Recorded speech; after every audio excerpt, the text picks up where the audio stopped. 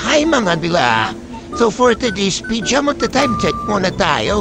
Palis na naman kami at hulahin ako saan kami pupunta ngayon.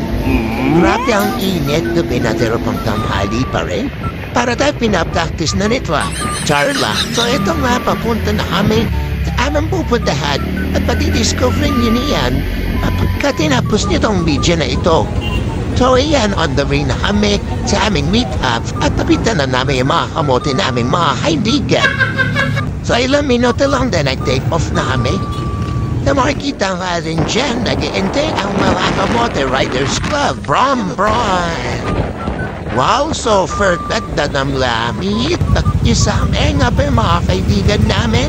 Kasama namin Chichi po. So yun na nga, alam niyo na ba kung nasaan kami ngayon?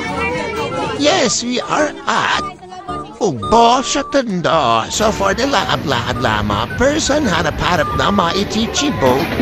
First time ko nga pala dito magpunta. So ang dami-daming pagkain. So first, sarap. Nice! May mga Korean food, may mga Middle Eastern food, Mexican. Yan, sarap po. At ito nga pala si Ating, kumain siya ng pusit. Yummer!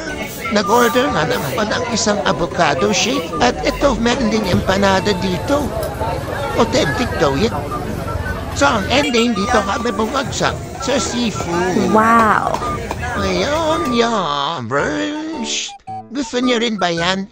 Kung gusto niyo rin yan, punta na dito sa Ugbo sa Tondo. Yun na, bye-bye!